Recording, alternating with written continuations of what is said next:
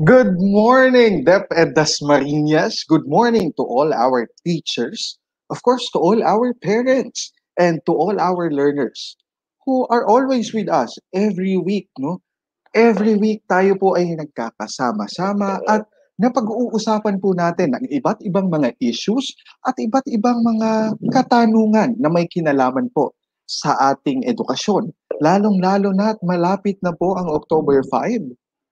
We are celebrating two events on October 5. Una sa lahat ay, syempre, October 5 is the historical beginning of our first ever remote learning in the Philippines for public schools.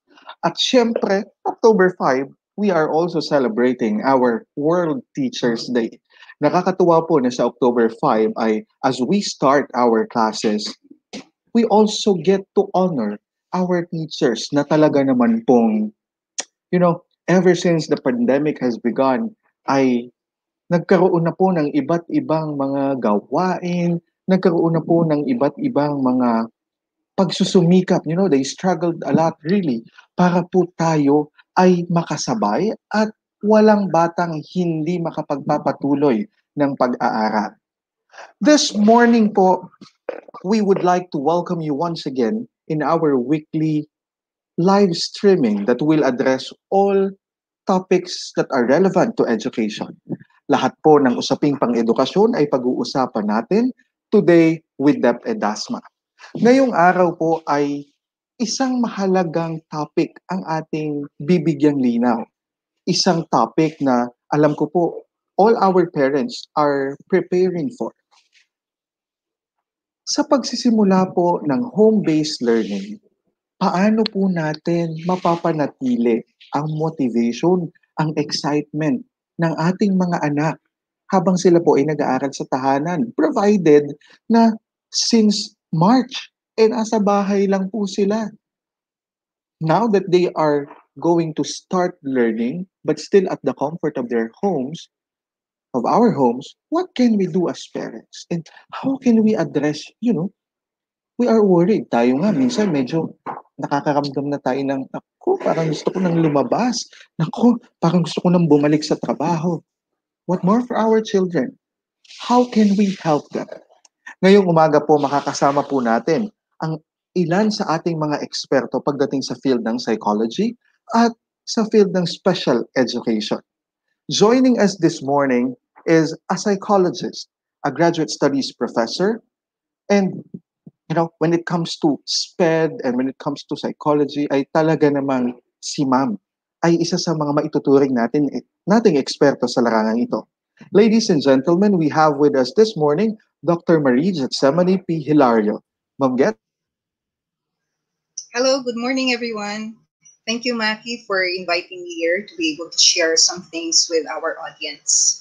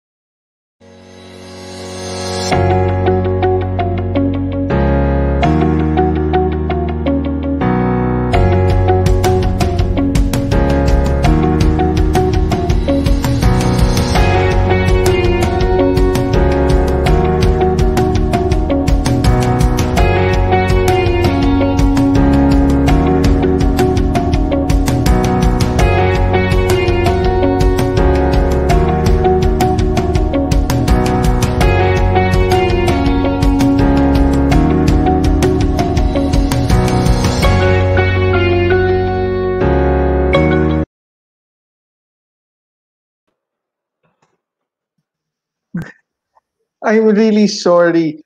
Uh, I didn't know what happened, but the connection got interrupted. So, ako lang po mag-isa sa bahay. I had to do everything alone. But going back to our program, welcome once again to today with DepEd Dasma. Kasama po natin this morning, we have with us Dr. Gets P. Hilario. Doc Gets, good morning po. Yeah, good morning, Maki, and good morning to everyone. Maraming pong salamat, ma'am, for gracing us this morning. You know, we are very sure that our parents and also, of course, our teachers will be learning a lot from you this morning. Maraming pong salamat, ma'am Gets. And joining us also, you know, pagdating naman po sa usapin then when it comes to our learners with special needs to help us understand and to help us give some tips on how we can help them stay motivated while they are learning at home. Kasama po natin ang isa rin po sa ating mga college professor, isa sa mga at isa ring SPED consultant. We have Mr. Royce Salva. Sir Royce, good morning. Good morning, Sir Maki. Good morning po sa ating viewers who are watching us at home. Isang magandang umaga po. Maraming salamat, Sir Royce, for joining us this morning. Napakarami pong, alam niyo po, napakarami pong nag-aabang sa ating episode today because we are having with us on the show two of the big names when it comes to special education, when it comes to psychology. Talaga naman pong this morning will be full of learning para po sa ating mga magulang at para po sa ating mga guro. At yes, just before I forget, today we are celebrating the birthday of one of my nephews, si Leonie. Leonie, happy birthday. Lagi po siyang nanonood. Let's go straight to our topic. Sa pagsisimula po ng school year 2020-2021, kung saan lahat ay mangyayari sa tahanan, how do we keep our children motivated? How do we, you know, how do we establish rules? Paano makakasama natin ang ating guest, one of our, one of the respected names in SPED and in psychology, to tell us some of the things that we should remember, mga paalala sa ating mga magulang at mga tips sa ating mga guro. Let's welcome back Dr. Gets Hilario. Ma'am Gets. Yeah, thank you, Maki. So I'll be sharing my slides with you as I get to talk about behavior management, the home-based learning.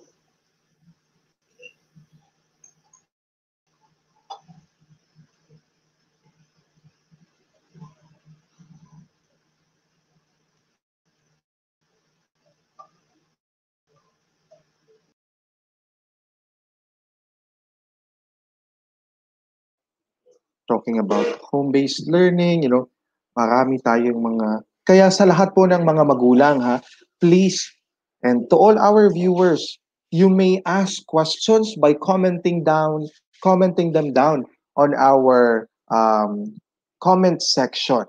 So, kung meron po kayong mga tanong, ay ilagay nyo lang po sa comment section. Talaga namang napaka-exciting ng umaga. But, we are experiencing some inevitable situations.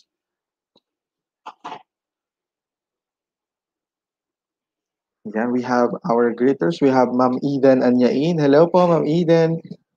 Good morning po. Hello, Ma'am Gets and Sir Roy Salva. Good morning po, Ma'am Eden. And we have Ma'am Shell, one of our alumni then, si Ma'am Shell.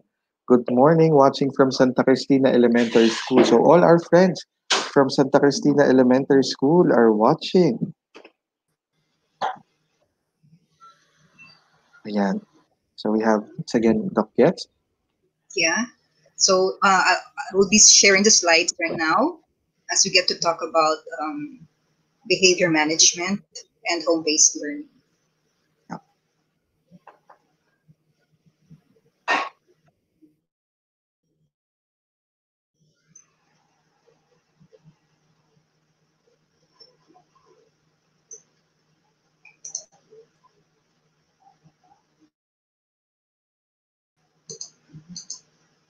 I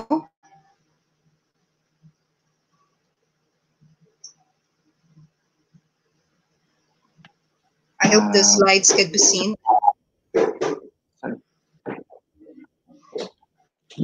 Let's check po. Ma'am, wala pa po. Okay.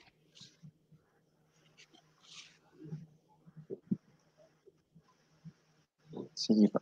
Share screen and then po. So to all our parents po, no, if you have questions, just, yung mga tanong, no, bago po magsimula si Ma'am Gets, ilagay niyo na po sa comment sections and later on po, that will be addressed by two of our guests this morning. So, if you have questions, usually kasi, ang mga bata minsan, hindi minsan, no, kadalasan sa mga sinasabi ng mga magulang, mas takot pa sa teacher. Paano ngayon na wala na sa presence ng teacher? How do we establish our rules inside the class, inside our house?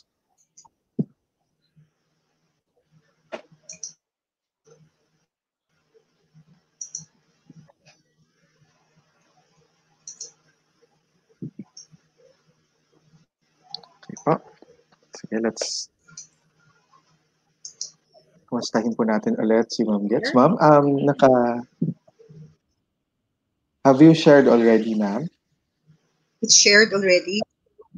Yes, it's shared already.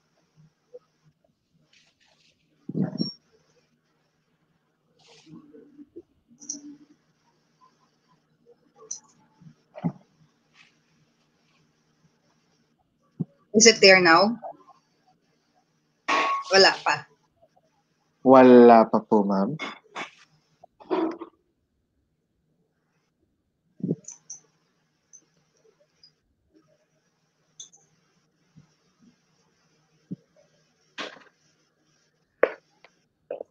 So to all our parents, while we are waiting for the presentation, maganda po that all the things that you would like to be clarified with, ay wag po kayong mahihiyang i-comment po. At yan po ay i-address ng ating mga speakers later on. So please do so. Nakakatuwa po yung ating kung ilang araw na lang po, talagang excited po ang lahat. Pero sa kabila ng excitement, hindi rin naman po natin may tatanggi na medyo may kaba, no? But, starting today and since the beginning when we aired today with DepEd Dasma, we are trying to address, no, all the areas of our concerns pagdating sa home-based learning.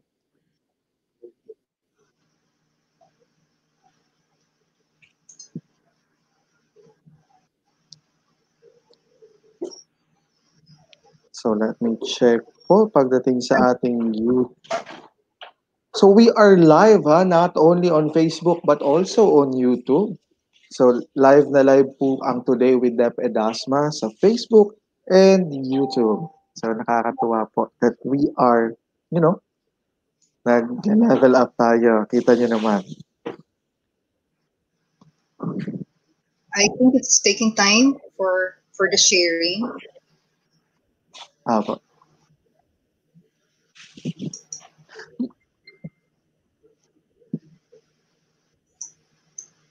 Ma'am Gets, sige po.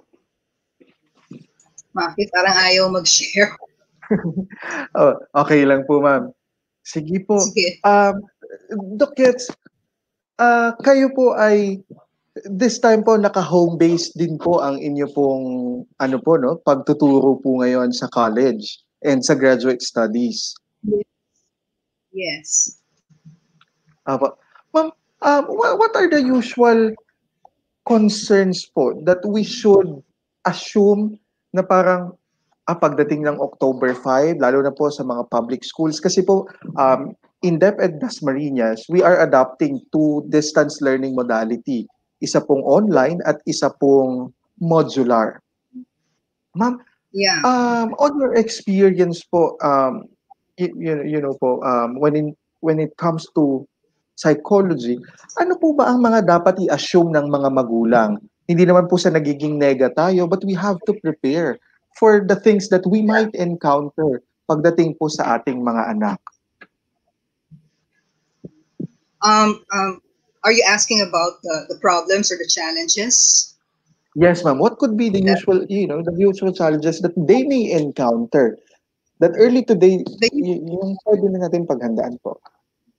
Okay, usually it's first of all is the availability of the gadgets that they would need in terms of their learning. Another would be the strength of the internets that they would have.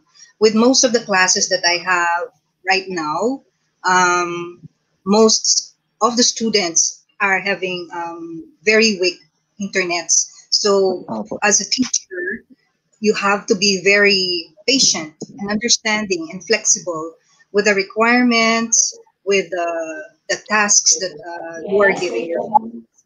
This will be some of the difficulties and challenges that the students will be facing, especially for the colleges. Mm, opo. Another Ma'am, would how be about, opo. Another would be the requirements of the professors. So they have to also understand the situation of the pandemic that we have right now. So it's not only the education or the learning that the students are focused with, but they're also focused with the difficulties of staying at home, being isolated from their friends, no social contacts, not able to do the other things that they want to do, like play basketball outside, go to the malls or to their favorite cafes, meet friends somewhere. So aside from this, they also have their own chores that they have to do every day, and then they have also their own personal problems that they have to face inside the houses. Mm-hmm. Ma'am, given po the situation that most of us have already been, especially the kids po, no, they are not authorized to go out of their homes. Um, what what are the ano po bang tawag doon? Parang what are the things that they could be vulnerable of? Um, are the parents? Is it safe to say that our parents might expect um mga behavioral problems po sa mga anak? What could be the common challenges that they may encounter pagdating sa uh, behavior, and how could they prepare for it po? In terms of challenges for the behaviors for the younger children, it may be yeah, boredom could be one in terms of when you're talking about online learning. No? If Nga po. if the lessons presented are not that stimulating, it's not that fun, it's not game like, it doesn't hold or grab or hold the attention of the kids, then becomes a problem, and it spirals into being distracted, and as well as also it spirals down to having boredom, and so they would not like to continue having their online learning. That would be one problem for the younger kids. For the others, for the older kids, yes, that would be one. Another problem would be yes, their boredom. Uh, the most of my what my students would be saying is the number of tasks or requirements given them by the teachers. Even right now that there's a pandemic, the teacher should understand that there is a difference between an online learning and the face-to-face classroom learning. So the circumstances are different, and the approach should also be different. Wow. Okay po. Later on, we will learn more a lot from Dr. Hilario through her presentation. Ma'am Gets, marami pong salamat. Babalik po ako sa inyo. Okay. At this time po, Yes. kausapin naman po natin si Sir Roy Salva. Sir Royce, good morning. Good morning, Sir Maki. Sir, kumusta po? How is the adjustment? Provided that Doing we well, still are... transitioning to distance learning. Mahirap pero dapat kayanin para sa estudyante. Wow. Sir, pagdating po sa SPED, no, you have a wide variety of experiences. Kahit napakabata niyo pa po, I believe so, no? Pero sir, I'm not sure if this is true for our learners with special needs. Pero Usually kasi, when I was still teaching in the field, no, minsan, ang reklamo ng mga magulang, Sir, pagsabihan mo nga yan si anak letter A, mas takot pa sa inyo yan kaysa sa akin. Parang ganon sila, no? I don't know if our teachers could relate to that. Minsan sasabihan tayo ng mga magulang na sabihan mo ang anak ko kasi mas takot yan sa'yo. Mhm. Kung meron ganon initially ang ating mga assumption ng ating mga parents, what more could they expect? Ngayong sila dapat ang, alam mo yun, how could they handle this pagdating po sa home-based learning, sir? Especially for our learners with special needs. Definitely. That case, Sir Maki, is really, it's usual. It's not a different case. Halos lahat, hindi man lahat, pero karamihan ng mga pamilya or parents are actually experiencing the same thing. Minsan, ang bata talagang mas takot pa, or should I use the term mas disiplinado sa school kaysa sa bahay. I would rather use that term in discipline instead of fear. Well, if we will try to trace, ano ba nagtitrigger dun sa klaseng situation na yun? It would only lead to one thing, yung sense of comfortability ng bata, medyo sumusobra sa bahay. You know, when we are in our natural habitat, in our natural environment, we tend to be too comfortable. Na para bang hindi naman ako pagagalitan ng nanay ko kasi nanay ko yan eh. If I won't do the task, it's okay kasi mami ko yan eh. May mga ganun instances. Unlike kapag nasa school, you know that they will be reprimanded. Kapag di nila ginawa, there's a consequence of that action. I think the best thing that we can do, particularly to children with special needs, para at least ma-establish sa kanila yung discipline at home, is for parents first to trace saan nag-uugat yung kawalan ng disiplina ng bata when he or she is at home. Kasi pag na-trace natin kung ano yung rason bakit walang disiplina ang bata sa bahay, we can eventually resolve that. Is it because of natural environment? Is it because of too comfortable at home? Too comfortable talking dun sa magulang? Masyadong komportable ang bata? O pwede naman kaya ganun ang bata kasi walang routine? Right? And speaking of routine, we know that children with special needs, most of them, they're very routinary. May sinusunod talaga na schedule.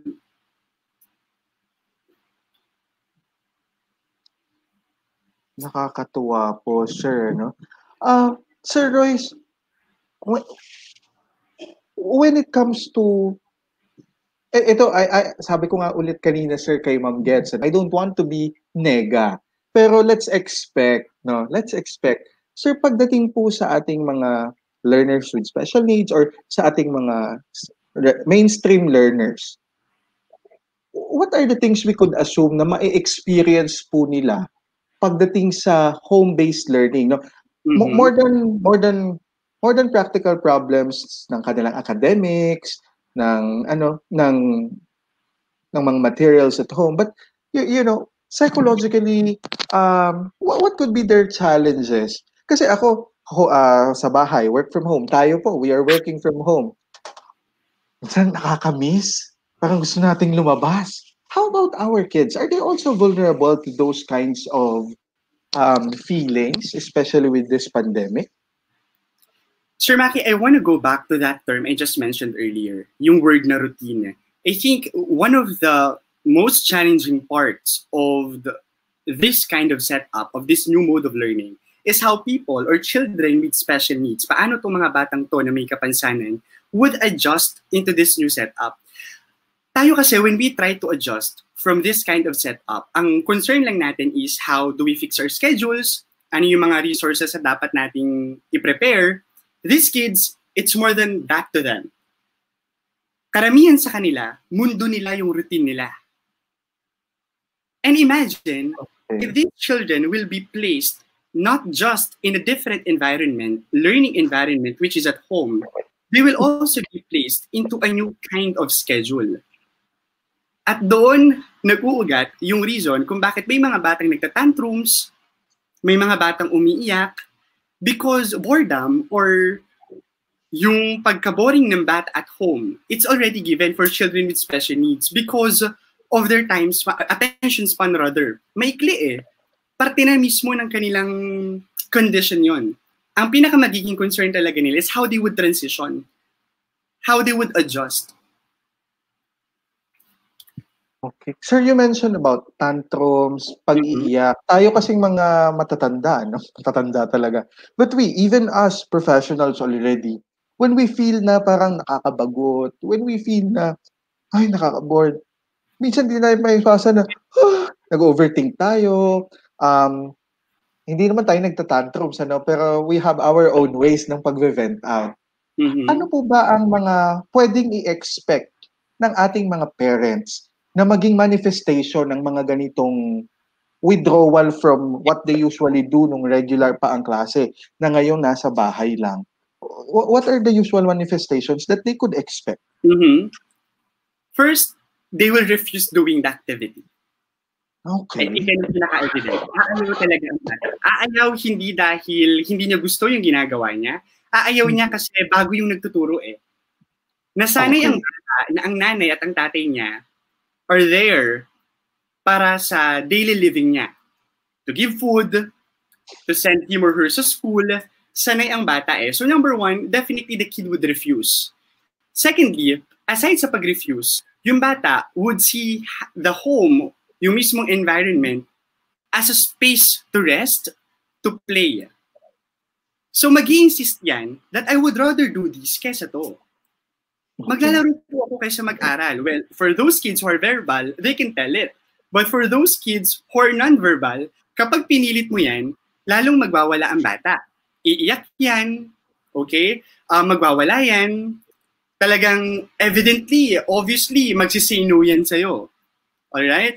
And worst case scenario, makikita niya palang si parent, hindi nagagalaw yan. Because na-condition na ang bata na ang susunod na ibibigay sa kanya is an academic requirement that he or she is not used to. Hindi siya sanay eh. Nakikita niya na ang role lang ng parent niya is regarding parenting, not about teaching. Which is also a challenge for parents, how they could transition from parenting to teaching. Oo.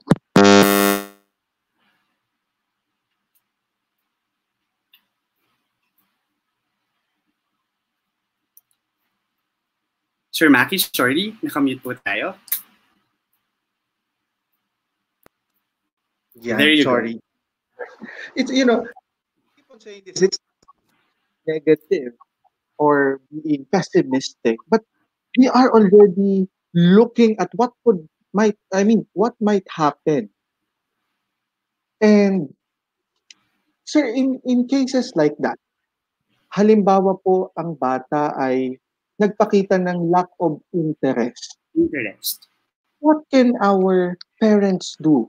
And yet, how about for our special educators? How can they show support to our parents in this home-based learning? Okay. Sir Maki, I'll go first with your first question. Anong pwedeng gawin ng mga magulang at home? The first thing that we can do is really to identify or use yung ABC technique. In special education or in other fields such as psychology and education in general, we're doing a simple behavior modification technique known as ABC. I think ang ating mga magulang or even our public school teachers can easily be equipped with such concept. ABC. A for antecedent, B for behavior, and C for consequence. Now, what are this? Pag sinabi natin A, antecedent, this is what triggers the behavior. Alright? So kung ano yung rason, ano yung ugat, that's the antecedent. Let's go with B. B is the behavior itself, the actual behavior. Not getting engaged or not being interested dun sa task, not doing the task, that's the behavior. Consequence, it's the result of the behavior. I'll give you an example. The behavior is throwing tantrums. Dahil naboboard ang bata, nag-throw tantrums ang bata. That's the behavior. Ang nagiging problem kasi with other parents, with other families, or even with other teachers, ang tina-target nila is the behavior. Nag-throw ang tantrums ang bata, dapat patahimikin. Umiiyak ang bata, huwag kang umiyak. Tumahimik ka. Yun ang ginagawa. Not all, only few. Do not target the behavior. What you should target is the antecedent. What causes the behavior? If they're not interested, you have to find a way to know What is not making them not interested? And there are lots of reasons. I'll cite some. First, they don't want activity because it doesn't catch their attention. Hindi yun ang gusto nila. Second, it's not within their scope of ability. Alam din siguro ng bata na yung activity na yan, hindi niya kayang gawin. Alright? Third, bago sa kanya. Binigay mo sa kanya yung routine na yun nang hindi niya alam. So it's new to him or to her. These antecedents should be targeted. Instead of, do not cry. Pag umiyak ka, hindi ka makakapaglaro. We should not target the behavior. Let's target the antecedent. Hindi niya gusto yung activity? Let's think of other activities related to the topic, related to the lesson, that we can give to the kid. Remember, for children with special needs, catching their attention is really a must. Well, so as to children in the general education setting. Kapag nakuha mo, hindi lang ang loob ng bata, pati ang attention niyan, susunod at susunod sa iyo yan. So you just have to know first, what does she like? Anong gusto ng bata? What does he want? At kung makakapasok naman dun sa scope of lesson, you give it. But if not, of course, you have to think of any possible means that could engage the kid. Para hindi na mag-lead doon sa continuous showing of behavior which could lead to the consequence. That's ABC. Next one, we really need to establish a very good routine. Kapag kasi nakapag-establish tayo ng magandang routine sa bata, at kapag na-apply ito sa bahay, na-extend natin from school before at home, the kid will be too comfortable. Not too comfortable, the kid will be at ease. Madali para sa kanya. In the regular school or in SPED school before, nung wala pang pandemic, mahaba na ang 3 hours or 2 hours para sa batang may kapansanan. At home, we cannot do 3 hours straight. Hindi natin pwedeng gawin yon. So, as much as possible, if we can allot 30 minutes first for the first activity, provide rest. Frequent breaks are necessary. Bigyan mo muna ng break ang bata. After 30 minutes, 10-minute break would be good. Right after the 10 minutes, proceed to another activity, and then so on and so forth, hanggang ma-meet yung mismong goal for that day. Just make sure that as parents and teachers give frequent breaks, hindi dapat mararamdaman ng bata na mas marami pa ang breaks kaysa sa paggawa ng activity niya. Because he or she will be granted the lesson. Alright? So that's for the first question. For the second question, the role of SPED teachers are still very important. So our SPED teachers, our dearest heroes, should always be there to support the parents in giving strategies, techniques, and yung pinaka-suitable for them. What can we do? If this isn't applicable, what could be another strategy that could be effective for them? Yun yung pwede natin gawin, Sir Maki. That's so nice to know, sir. No? To all our parents, napakaganda nung sinabi ni Sir Royce that when a child shows manifestation, mga emotional manifestation, yung iyak, minsan, tama po kayo eh. The first thing we do is to tell them to stop crying. Mm-hmm. That we forget to address the reasons why they are crying. Usually, to all our parents... Sorry, Sir Maki, to cut you. We should not feel bad. Teachers do not feel bad for doing that, for immediately targeting the behavior. Because people, human beings in general, we tend to be reactive, right? Mm-hmm. Teachers tayo eh, we want to resolve the problem immediately. So it's okay. But the next time it will happen, let's think, umiiyak siya. What's the reason? Nag-hit siya ng classmate. Anong reason? Ayaw niyong mag-engage sa activity. What's the antecedent? What's the rule? So there. Thank you, Sir Maki. Thank you. Oh, that's so nice to hear. Tama po kayo. That's very nice, no? Sir Royce, may ibang mga parents, no? May iba. Hindi may iba. Halimbawa, naalala ko nung maliit ako. Maliit. Hanggang medyo maliit lang ako.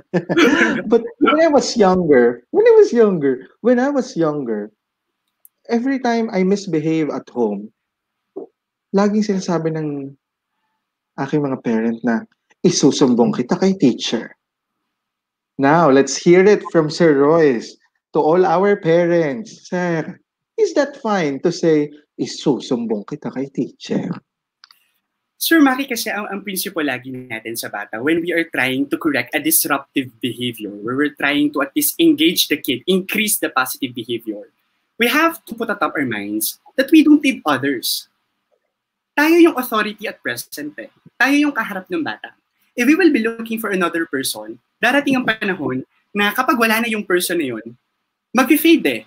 Mag-fade yung takot ng bata. So the authority, the discipline should be established dun sa bata nang tayo ang kaharap. And instead of telling isusumbong kita, huwag mong gawin yan, kapag ginawa mo yan, ganito mangyayari, instead of telling that, those negated statements, yun kasi negated statements, let's redirect. Let's rephrase. Kapag ginawa mo to, ganito mangyayari. Ayaw gumawa ng bata, instead of telling, huwag mong gawin yan, or instead of telling na mali yan, ito yung dapat gawin kesa dyan. I think this is applicable not just to children without or with special needs. If the kid with special need doesn't have that, average intellectual functioning, modeling is really a good strategy. Definitely, may mga bata kasi talaga who's really struggling analyzing the situation. Yung mga verbal commands, verbal directions, mahirap para sa kanilang iproseso yan. Instead of reprimanding them, mga mommies and daddies, they won't understand that. Not all kids, okay? Most children, they won't understand that. Instead of reprimanding them of what to do and what not to do, show them how it should be done. Because kids, in general, they love imitation. They love to duplicate. And once the behavior is being duplicated, let's repeat it consistently. Soon, the kid will be surprised. Parte na ng routine niya, yung mismong paggawa ng task na yun. I hope I answered your question, sir. Yes, sobra, sir. That's so enlightening. To all our parents, if you have questions, if you are experiencing at the moment, alam ko most of our parents are already preparing and they're already giving preparatory activities to their kids. So, nararanasan na nila, not yet as structured as it will be by October 5, pero by this time, most of them nakaka-experience na kung paano ang magiging home-based learning at may mga nai-encounter na po kayong mga konting challenges. So if you have those encounters, if you have those challenges, ask, we encourage you to ask them through our comment section. Sir Royce, nakakatuwa, nakaka-excite, nakakakaba. Pero how about for our teachers? Mm-hmm. When our, kapag ang ating mga magulang, they don't know what to do, that's when they will really call our teachers. Sir, when it comes to responding, should it be, paano ba? How do I say this? What is the best response a teacher could give kung bigla siyang tawagan ng magulang in the middle of misbehavior ng bata, showing misbehavior? Sir Maki, I really think that communication is really vital. Importante talaga yan. I think we both know that parent involvement has really been one of my advocacy, talagang ano mo yan, sir. I really love involving parents in terms of special education. Yes. For that question, teachers should at least instruct parents in terms of their schedule, kailan lang sila pwede kontakin, because parents, mommies and daddies, teachers have lives too. We are placed in the forefront of this battle, of this pandemic, of this new mode of learning. We have lives too. And we will be contacted every now and then, madi-disrupt even not just our mental health, but even our daily schedule. Some of us are taking grad school, some of us are building our own families already. Yes, so, also, our teachers are also homemakers. Definitely.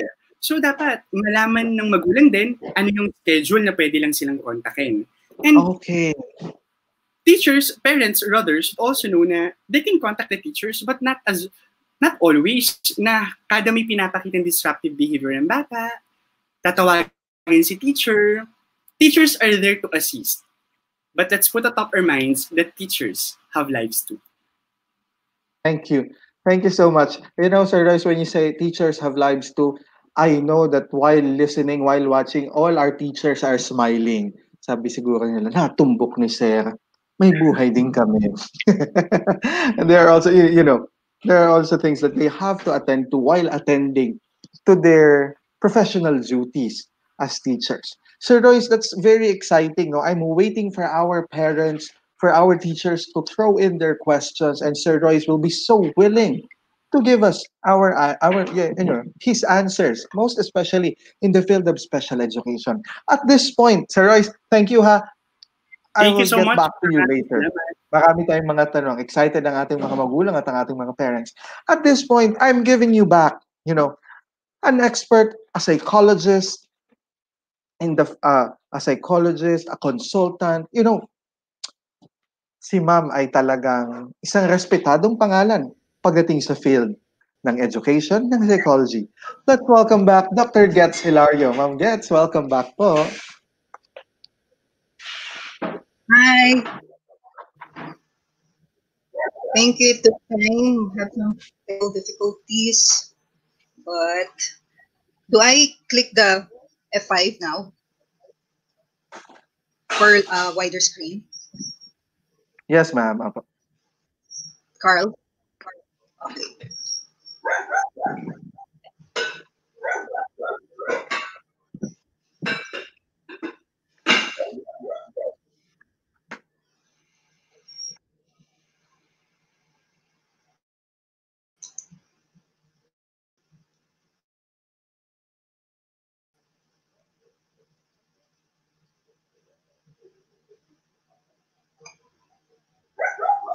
Is it okay now? I already Ma'am, clicked the F5.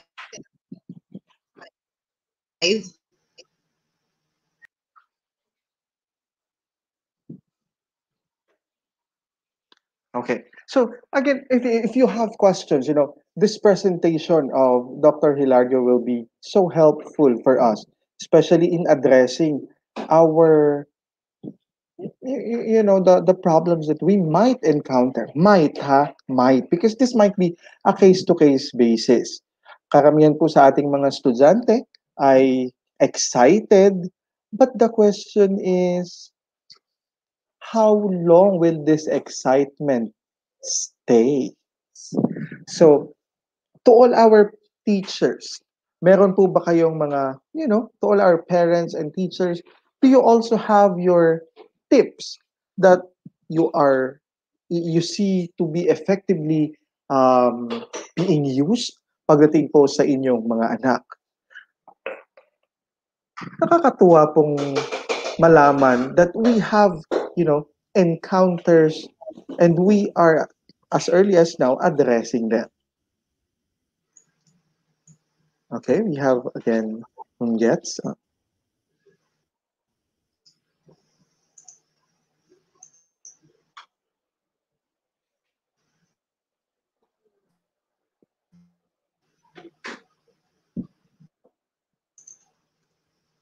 So while we are fixing the presentation of Ma'am Gets, tanong ko po, ito tanong lang, no? See Especially the slides yung now? hindi, let's, oh, hopefully the slides appear. Is it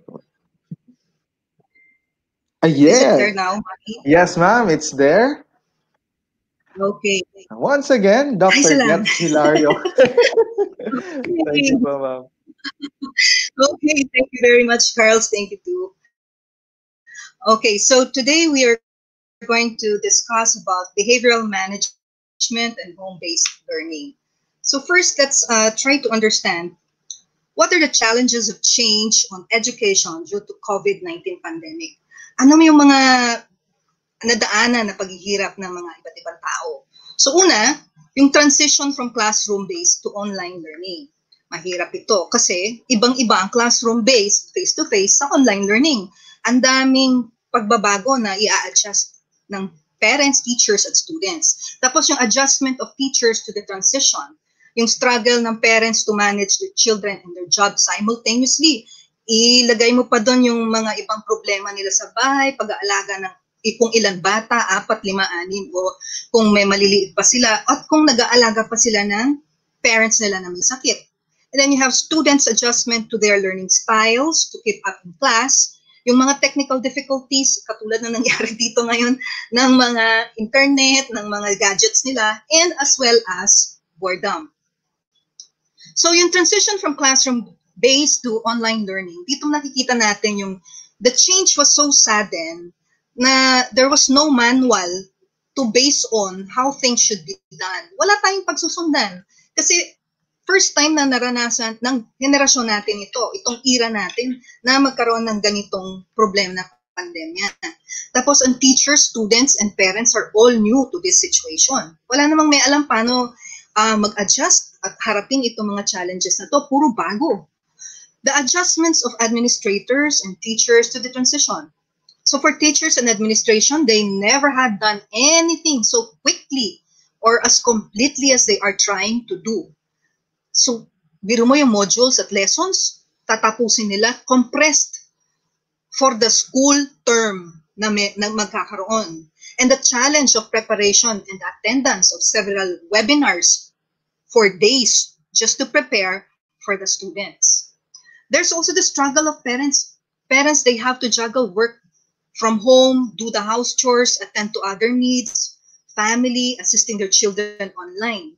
Now, the students' adjustments and challenges to learning online are the following: lack of devices, unreliable internet, not independent learners, limited technology experience, too challenging learning materials, excessive requirements, inadequate support, online learning boredom, and the lack of motivation.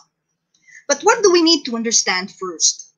Una, dapat natin intindihin na ang learning online is not the same as it is in a classroom. Iba ang online, iba ang classroom.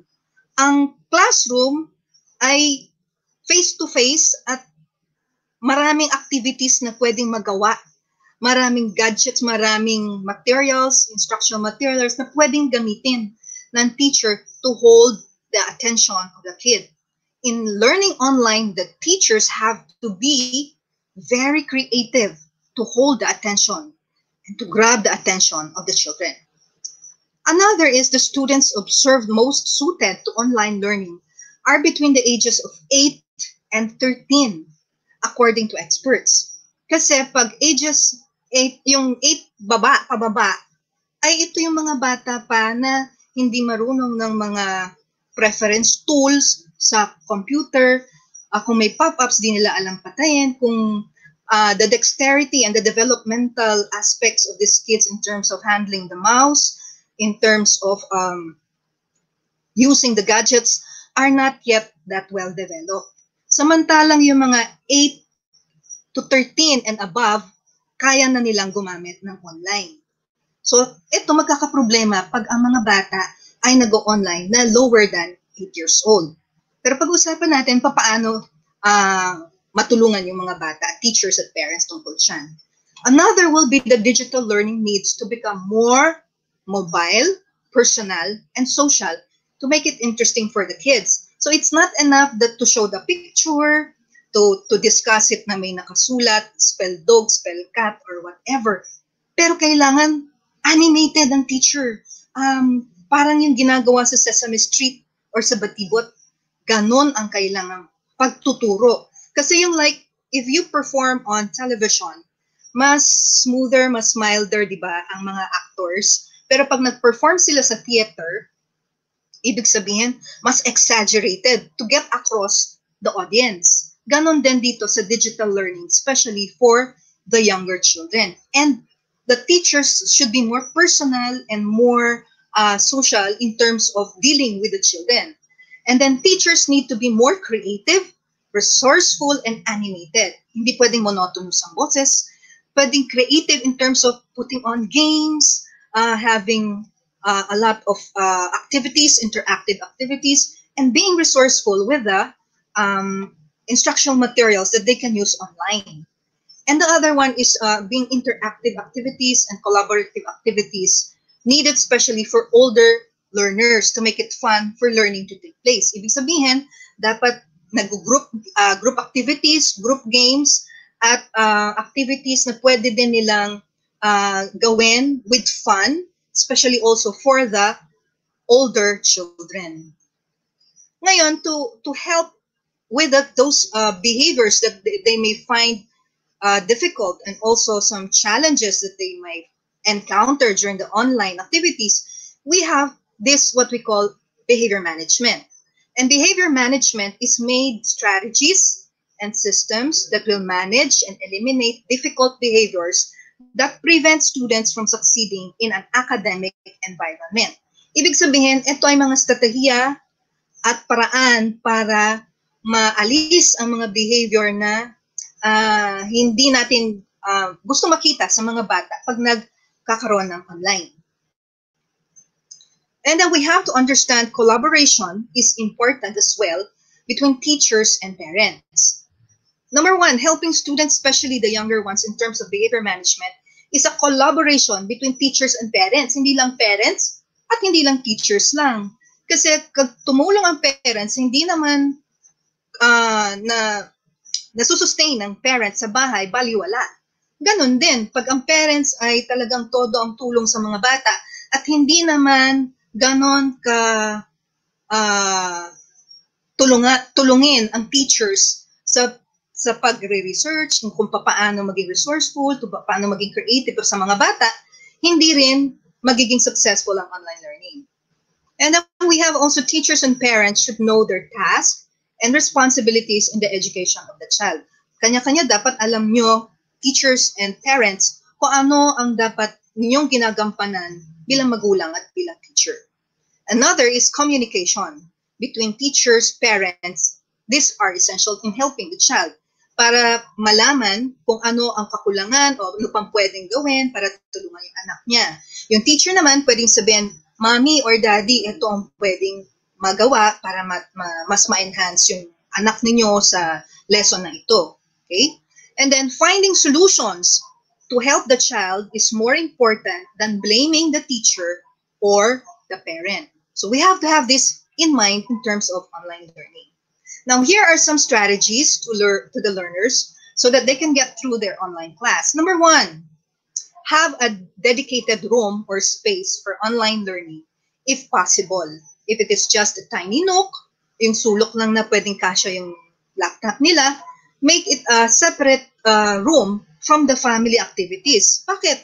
Para they have a semblance o may pakiramdam na sila, uy, pag nandito ako, ano na to, lesson time na. Hindi yung nasa bed ang laptop. Kasi like, if you go to sleep, you don't go to the kitchen, right? So you go to the bedroom because the things that you need are in the bedroom for you to sleep. Ganon din sa online learning. Another is establish routines. Sinabi na to ni Sir Royce kanina. Establish routines and expectations. Kasi kung may routines at expectations, alam na ng mga bata, lalo na the younger kids, what to do next. Hindi yung kalat ang schedule. So you make schedules and then you tell them what is expected on this certain activities that they will have. If the routines and the expectations are clear, it would be easier for the students. And then third, make sure that they are rested and have eaten. Pag makalam ang tiyan at hinahangin ng utak at hindi rested, hindi suitable to for online learning. So their physical needs or major needs should be answered first. Fourth, offer kids time for mindful yet engaging activities off and on screen. So off screen during their breaks. So you have drawing, listening to music, playing with a toy, doing puzzles, coloring book, or doing a hobby. Then you also allow them to do physical activities like dancing, short exercises, jumping, skipping, stretching, because this can give them an outlet before or after a lesson. It releases the tension or the tiredness that they have. Then we have also learning should be stimulating, fun, and with lots of activities. So sabi nga na isang expert, si Farhadi, Elementary students need to engage with all their senses. Lahat ng senses. So doon ka magiging creative as a teacher and as a parent. So if you're talking about, kunyari, science, and you're talking about the parts of a flower, you can take a flower from your garden and then smell, touch, look at the colors, etc. And then teachers can have what? Activities that are stimulating and fun for the children. Hindi pwedeng may picture lang dyan, tapos these are the parts. Period. That's it. Hindi pwedeng ganon. Kailangan may mga activities at games ang mga bata. And then teachers and parents may allow use of exercise balls or fidget toys for students who need to do something physical for them to be focused. Some children need their bodies to have their muscles move to get their brains engaged in learning. And then you have forcing elementary students to learn online isn't helpful, nor is it sustainable in the long term. Pag pinilit mo, hindi anak, halika na dito, kailangan mag-online ka, umupo ka dyan. It will not help. What can help is that parents can prepare them by talking to them, explaining to them nicely what the benefits they are having in their online class against not having one. And then motivate them. Example, after your online class, you can have 30 minutes of game on your computer. Or after your online class, pwede kayong kumain ng favorite snack mo. Or i-prepare ng mother or ng guardian na may snack na siya doon. In-between breaks are necessary as well as give them praises for tasks that has been accomplished. Uy, very good. Natapos mo yung online class mo ngayon. And then on to the next activity. Provide children with as much opportunity to learn things as you can that they can look forward to after their online class. O anak, after online class mo, kain tayong favorite food mo. Or you can play with the game that you like. O pwede mo laruin yung pet mo. Or reading his favorite book or watching his favorite show. Or whatever activities that the child would like. And then there are teachers who give overwhelming tasks to students. Remember, always online learning should be flexible, creative, interactive, and fun. Learning takes place if there is fun. I have this with not only the younger children, but even with my graduate studies students. I noticed that learning takes place if they have fun, if they have games, if there's gimmick. Okay? Online learning is not done the way classroom learning is done. It has to be more creative. You have to find resources. You have to have linkages, especially for the older children. But for the younger children, you have to be animated. And then have breaks and make it shorter in time for the younger children. For the younger children, experts say it's about 15 to 30 minutes. More than that, learning doesn't take place anymore. For the older children, 1.5 hours is the best. More than that, learning doesn't take place anymore. Pagod na utak niyan, lalo nakaharap sa monitor. And then lessen the requirements and give only necessary ones. Then it is normal for parents to feel frustrated when helping with schoolwork. Parents have been expected to step into that teacher role overnight. Tandaan, ang pag-teacher, it takes years. Pero ang parents, overnight lang. Kaya man nahihirapan sila. Pero don't feel like you must be an expert. Take breaks. In time, it will come to you. Ask for help. Then try to set an extra time to enjoy with the kids. If possible, let the learner decide what to do next, whether that's an interactive learning game, coloring, watching a good program, or a movie, engaging in a hobby, playing their favorite instrument, etc. 13, most of the things we learn are not only inside the classroom. We have to remember this. It's not only online. You take the opportunity as parents to teach them things that they can learn from home, like doing crafts together for the younger kids, cooking, gardening for the older kids. Like bang, naggagayat ka ng sitaw, kasama siyang gagawa nun habang nagkukwentuhan kayo. Make it something that is pleasant and worth remembering in terms of bonding, because they will remember this when they grow up. In this time of pandemic, focus on your well-being and the well-being of your children. Teach them self-care and care for yourselves as well, as parents, as teachers as well. It is not only focusing on the education, but because since our situation is a pandemic situation, you have to incorporate self-care. Okay? So, thank you very much. Thank you so much, Doc Gets. Thank you so much, Ma'am Gets. That's a very enlightening session. Ano, sabi ko na nga po ba eh, talagang it's worth the wait. Maraming pong salamat for sharing those points, lalong-lalo na po sa ating mga magulang on how they can keep their kids motivated. Nakakatuwa po no when you mentioned about uh, devote a space for the learners sa mga bata na nasa bahay so that they know that when they are at that place or when they are at that specific space in the house ay mag-aaral po sila. Ma'am, ito Yes, funny correct. question. Ma'am, this might sound funny, but should our learners natatawa na po ako, tinatanong ko pala. Ma'am, but to our parents, do we kasi ma'am, ito po ha, most of our learners in Dasma would be using modules, no? Some do not have the internet connection, so they will use modules. Is it right or meron po bang basis ano po ba?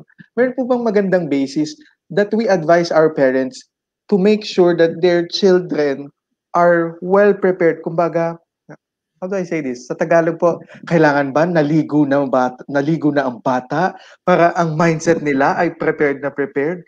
Katulad po kanina, sabi niyo, when they are in bed, talagang minsan pag hindi natin natutukan, ang bata makagawa ng output kahit saan.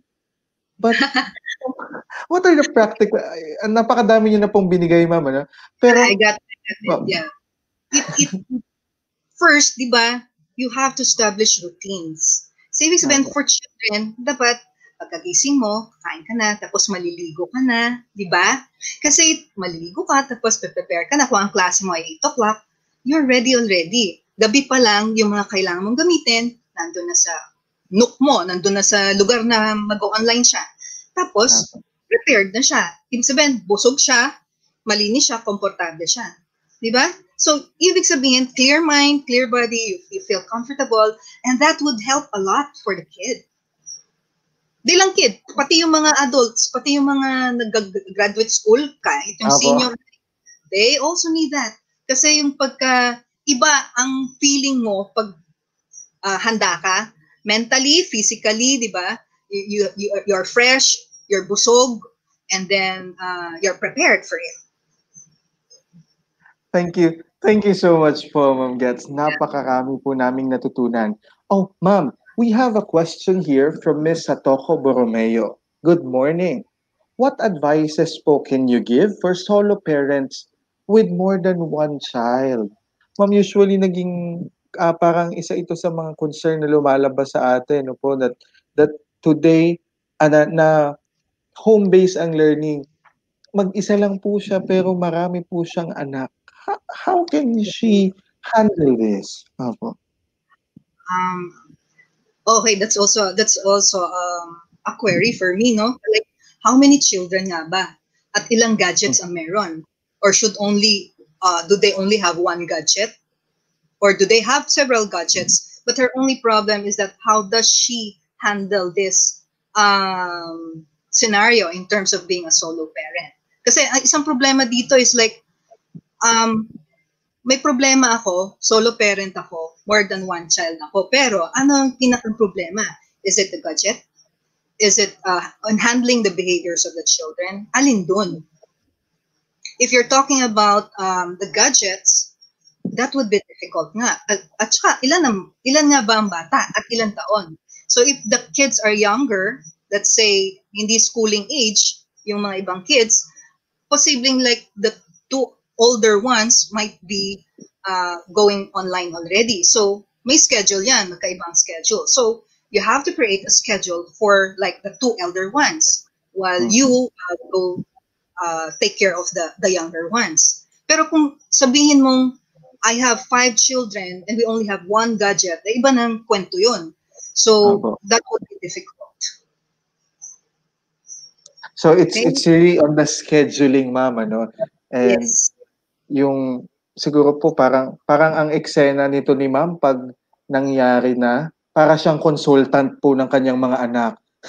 Lahat kayo dyan nakaupo. Nandito ako. If you have question, come to me. Yes. Depende rin kasi yung question niya kung ilan yung anak nga niya. Eh kung sabi, 7, tapos isa lang ang gadget niya, that would be difficult. But if you're talking about being a solo parent and then yet you have your gadgets, then it's a matter of doing your schedules. Thank you so much po. Oh, wow, we have here from Miss Landas. She said, thank you so much. Marami po akong natutunan as a parent and as a teacher. Okay, you're welcome. Marami pong salamat. Let's welcome back Sir Royce on our show. Yeah, sir, thank you. Ma'am Gets and Sir Royce, one last na lang po. What is your message to our parents and to our teachers, especially they are attending to many roles in with their one body? What could be the best source of inspiration for them? Let's start with Doc Gets. Okay. For me, for the parents, I would like them to know that this situation of the pandemic is a very opportune time to be with their families. So take this as an opportunity to do the things that you can do with your families, especially with your children. Bond with them, give time with them, especially on their education and learning. But most especially for parents, teach them all self-care and care for themselves as well. Because in this pandemic time, we need to have a lot of self-care for our mental health and our physical health as well. For the teachers, I would advise that they create lessons that would be very creative, lots of games, lots of fun, lots of interactive activities, and lesser requirements. You can gauge how much a kid would need in terms of assessment. But to give them too much at this point in time of the pandemic would not be appropriate. And then for the children, enjoy your home-based learning, and also have your routines for both studying and for both having fun. Do enjoy with your families as well. The pandemic is not forever. Walang forever sa pandemic. Pwedeng may forever sa love. Okay? Thank you so much po, Doc Gets. Thank you so much. Sir Royce, your message.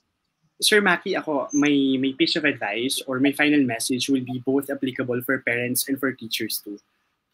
For parents, for our dearest parents and our dearest heroes, our teachers, may we be reminded that indeed, cliché as it is, it takes a village to raise a child. But I really believed also that it takes the entire society to teach a kid. You aren't alone in this battle for parents. You aren't alone. Hindi naman po kayo mag-isa dyan. We got your backs. Teachers got your backs, definitely. And so as to our dearest teachers, may we also be reminded that this is really a perfect opportunity for us to teach empathy to parents para maramdaman nila what we are doing in the last years. You know, that kind of empathic understanding na pwedeng ma-develop ng mga magulang will give us much respect, much, respeto dun sa ginagawa natin sa mga nakaraang dekada at nakaraang taon. Kasi this time, they will see firsthand how their kids are behaving in school, how their kids are learning in school, in a different context at home, but still, it's their kid involved. Yun naman ang importante dun eh. Paalalahanan lang natin ng mga sarili natin to rest if necessary.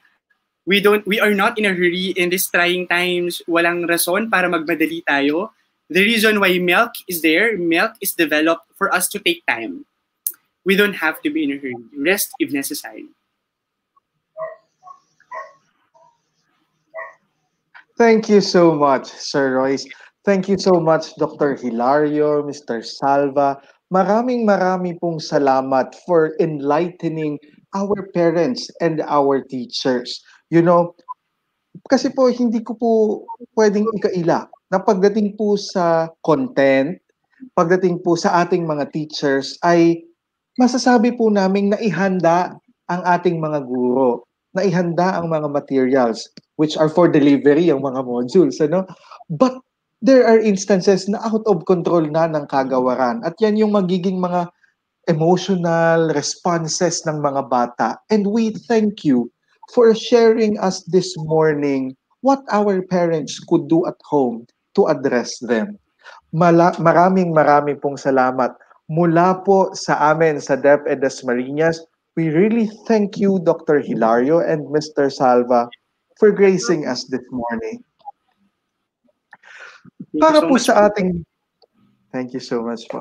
Para po sa ating mga magulang at mga teachers, 2 linggo na lang po at magsisimula na ang pagkatuto sa ating mga tahanan at isa pong napakahalagang hakbang na malaman natin kung paano i-handle ang mga posibleng maging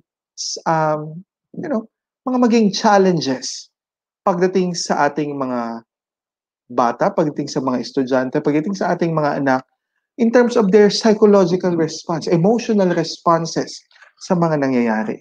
Napakalaking tulong po ng ating episode ngayon upang paghandaan natin ang mga maaari nating ma-experience come October 5. Sa susunod na linggo po ay pag-uusapan natin ang EOSEC. Ano ba ang EOSEC? O end online sexual exploitation of children. Dahil bago po ang October 5, ay makaka-receive na po ang lahat ng mga mag-aaral mula grades 3 to grade 8 ng mga modules about EOSEC. Upang ipaliwanag po sa atin kung ano ba ang module na ito at ano ang kahalagahan, bakit kailangang pag-aralan ito bago ang October 5, makakasama natin ang Philippine Children's Ministries Network, isa sa ating mga heroes ng DepEd Dasma, sa susunod nating episode upang ipaliwanag at upang gabayan tayo para saan at paano gagamitin ang EOSEC modules na ito. Muli po, 10 ng ating mga learning leaders ng ating Schools Division Superintendent Don Balderas, ASDS Bernadette Luna, Chief Manny Resurrection at Chief Gemma Cortez at ng buong kagawaran ng edukasyon sa nasangay ng Dasmariñas, kami po ay nangangako na ang lahat ng usaping pang-edukasyon, lahat ng mga bagay na dapat ninyong malaman, lahat ng mga bagay na nagpapagulo sa inyong isipan, pag-uusapan natin yan hindi bukas, but today with DepEd Dasma. Thank you so much and good afternoon. Have a good lunch, everyone.